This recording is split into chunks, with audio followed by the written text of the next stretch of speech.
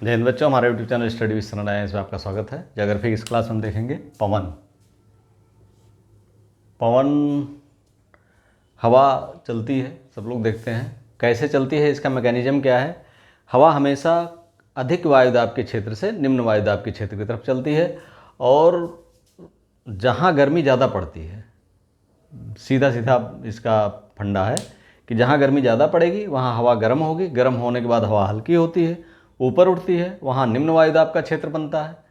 और जहाँ ठंडी पड़ती है वहाँ हवा भारी होती है, भारी हवा डेंस होती है, और वहाँ उच्च वायुदाब का क्षेत्र बनता है। तो हवा हमेशा जो है उच्च वायुदाब के क्षेत्र से निम्न वायुदाब के क्षेत्र की तरफ बहती है।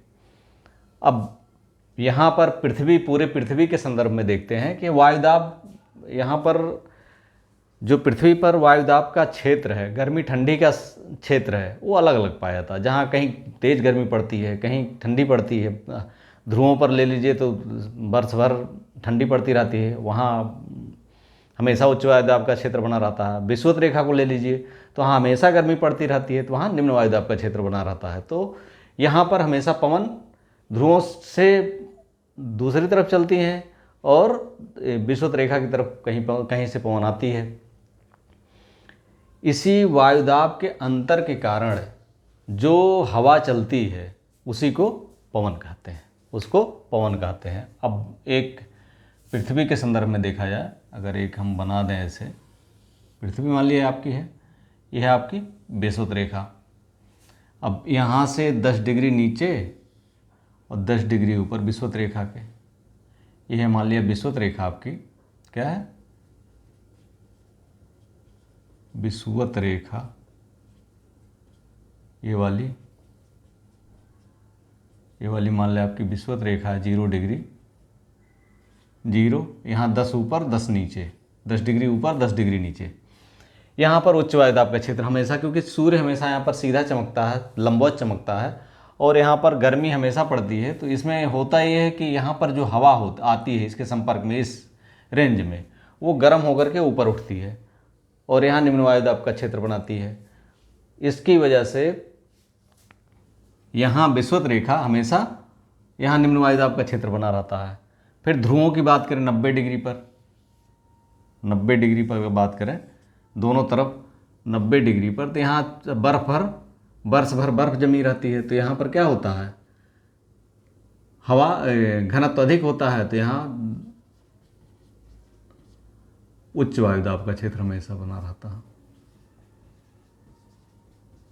और यहाँ क्या होता है, निम्न वायुदाब का क्षेत्र, निम्न वायुदाब वर्ष भर।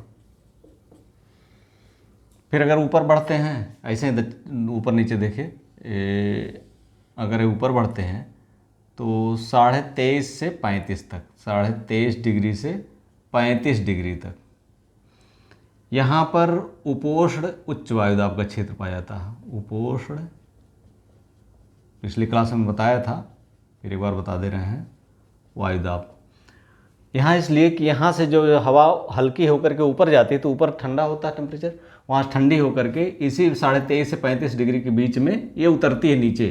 क्योंकि ठंडी होकर नीचे उतरती है तो यहाँ पर उच्च वायुदाब का क्षेत्र पाया जाता है, और यहाँ से हवा क्या होती है, यहाँ से हवा फिर निम्न वायुदाब के क्षेत्र पर चलने लगती है।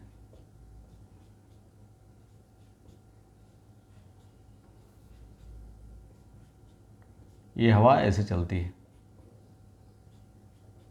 ठीक। तिरछा क्यों चलती है ये बता दे रहे हैं भाई। इसके बाद यहाँ पर देखिए 45 डिग्री से 66.5 डिग्री के बीच में ये है उपध्रुवीय निम्न। ये क्या है, उपध्रुवीय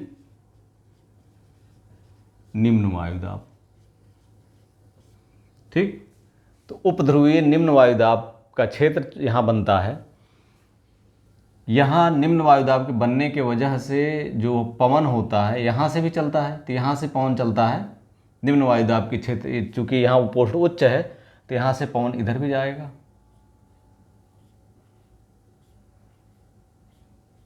ठीक। और यहाँ से पवन, वो ध्रुवीय उच्च है, यहाँ उच्च वायुदाब है, इस पे उपध्रुवीय निम्न है ये, तो यहाँ से पवन इधर भी आएगा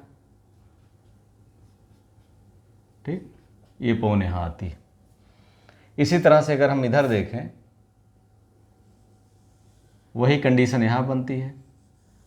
दक्षिणी में 23.5 से 35 डिग्री के बीच में ये जो उपोष्ण उच्च है, दक्षिणी गोलार्ध में उपोष्ण उच्च वायुदाब, तो यहाँ से पवन यहाँ जाती है उच्च से निम्न की तरफ। ठीक, इस दिशा में, दिशा यही होती है। फिर यहाँ से 45 से 45 डिग्री 66.5 डिग्री के बीच में बनती है हवा। ठीक, तो यहाँ से भी ये बहती है, हवा चलती है। ये ठीक, और फिर यहाँ से ध्रुवीय से, ये चूँकि निम्न वायुदाब का क्षेत्र यहाँ भी है, निम्न, ये उपोष्ण उच्च हो गया, उपध्रुवीय निम्न हो गया, ध्रुवीय निम्न, निम्न वायुदाब का क्षेत्र। तो यहाँ से भी हवा उपध्रुवीय निम्न, उच्च उपोष्ण उच्च, उपध्रुवीय निम्न की, चूँकि निम्न वायुदाब है तो यहाँ से हवा क्या होगा, इधर जाती,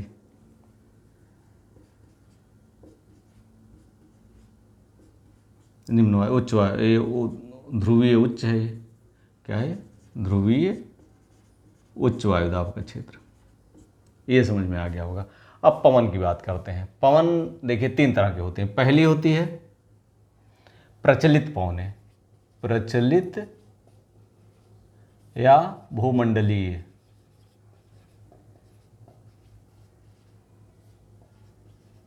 और दूसरे तरह होते हैं सामयिक पवन।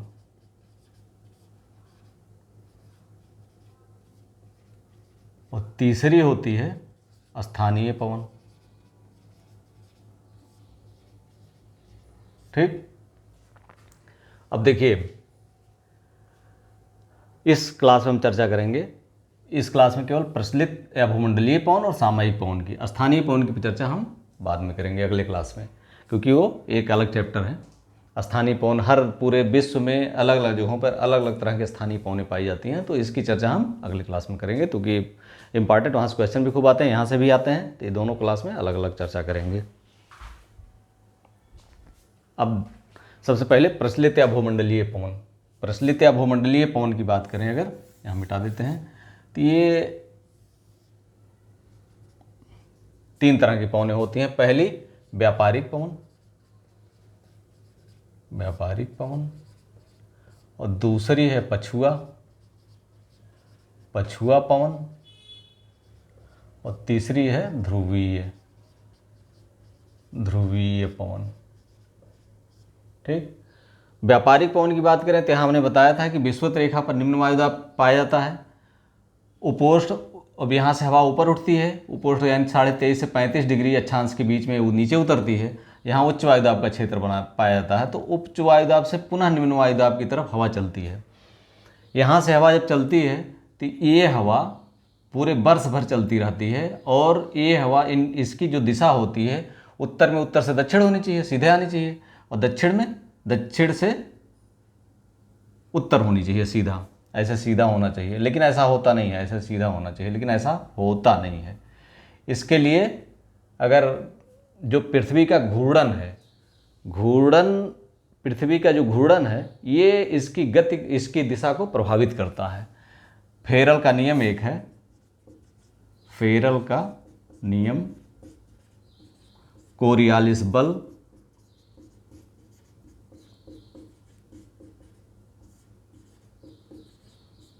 से इसकी व्याख्या की जाती है पृथ्वी का घूर्णन, पृथ्वी का घूर्णन। ये तीनों चीज़ें से इसकी व्याख्या की जा सकती, कैसे ये उत्तरी गोलार्ध में उपोष्ण उच्च वायुदाब से पवन चलती है, वो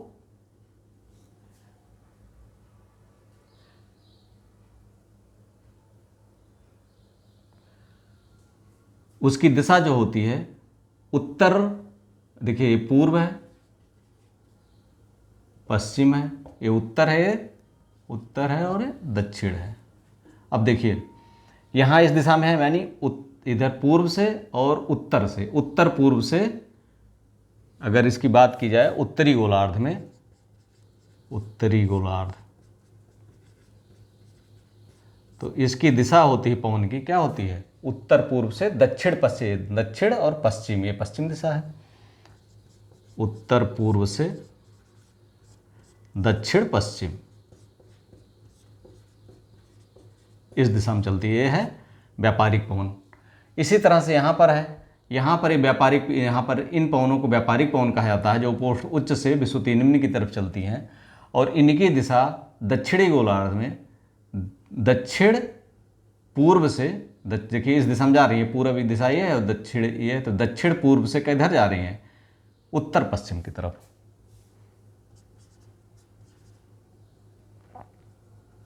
अगर दक्षिणी गोलार्ध की बात की जाए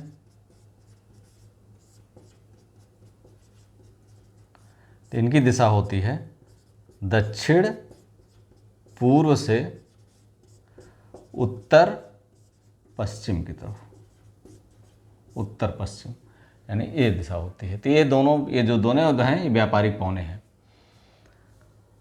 अब इधर जो पौने चलती हैं, चूंकि उच्च वायुदाब यहाँ है उपध्रुवीय निम्न वायुदाब, तो यहाँ से भी पौने चलती हैं। यहाँ भी दिशा सीधे, यहाँ पर सीधे उत्तर होनी चाहिए और यहाँ पर सीधे दक्षिण होनी चाहिए, लेकिन ऐसा नहीं है, ये चेंज होता है।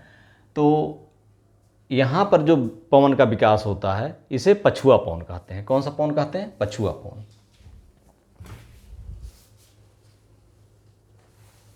ये समझ में आ गया होगा।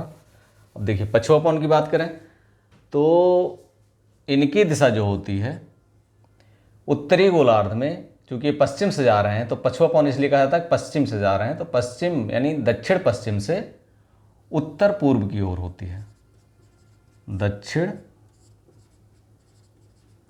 पश्चिम से उत्तर पूर्व की ओर होते, कहाँ पर, उत्तरी गोलार्ध में।